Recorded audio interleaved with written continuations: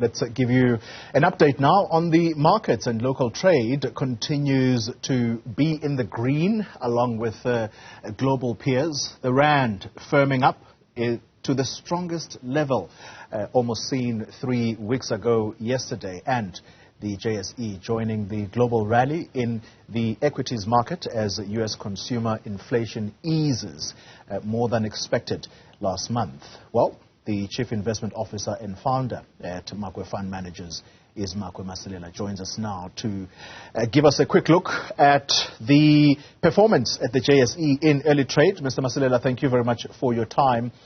Give us that quick glance at how things are shaping up at the JSE. Local trade, international trade, how are they faring this morning? You know, we've managed to open up mixed, but more on the positive side as markets continue to digest that cooler than expected U.S. inflation number that we got yesterday. And also this morning, we got some weak numbers when it comes to the economic growth of the UK. So markets are continuing to digest that. On the currency side, especially ahead of the all data that we are anticipating, we've seen so far. Give us a sense of what data we are expecting and how that could likely affect the performance of the rand.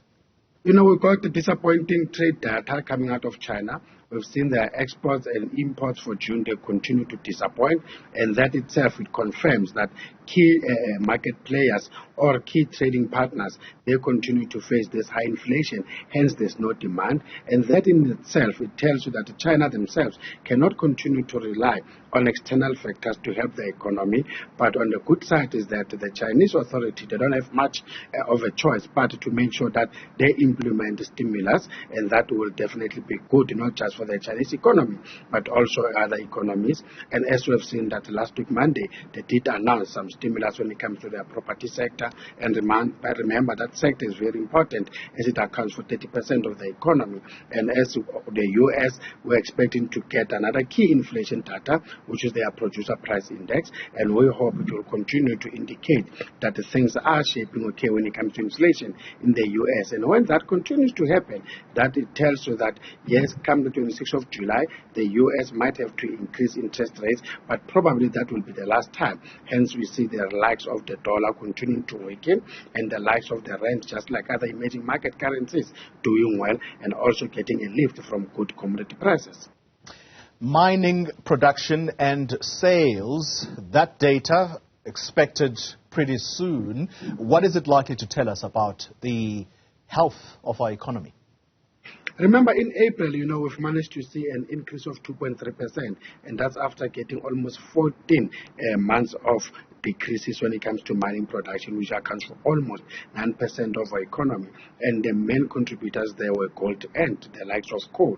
But now markets are expecting that for May, we'll see an increase of 1.4%. And reason being, gold was coming from a low base. Remember, 2022 April, we had the likes of the Sibanya gold operations being closed because of strike. So hence this time we expect that at least we'll see an uptick of 1.4%. And hopefully that will continue to talk to the manufacturing numbers that we've seen earlier in the week, as both of them are close to almost 21% of our economy. Yeah, let's conclude the conversation with the Competition Tribunal, which has rejected most of the Shoprite Group's proposed amendments to the consent agreement that the retailer entered into with the Competition Commission. And the reason there, the aim of that was to eradicate the long-term exclusive lease agreements at shopping centers. This is in order to allow for, I suppose, greater market participation. What's going on there? I think the Competition Commission done right, and because Shoprite themselves, they did make some concession that this is what we'll do, but now they're turning things and say, listen, allow us to amend that we'll do things the way Pick n Pay are doing stuff.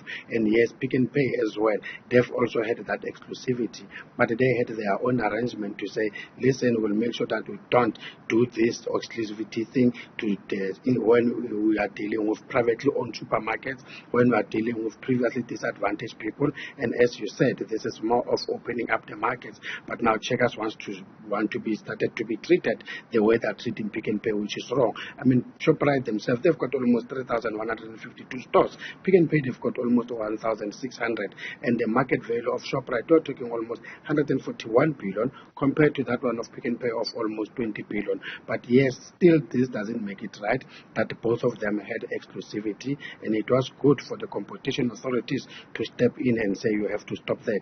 I think Shoprite, they've got up until December 2024, and then the likes of Pick n Pay up until December 2026. Makwe Masilela, thank you very much for that markets update. Chief Investment Officer and founder at Makwe Fund Managers.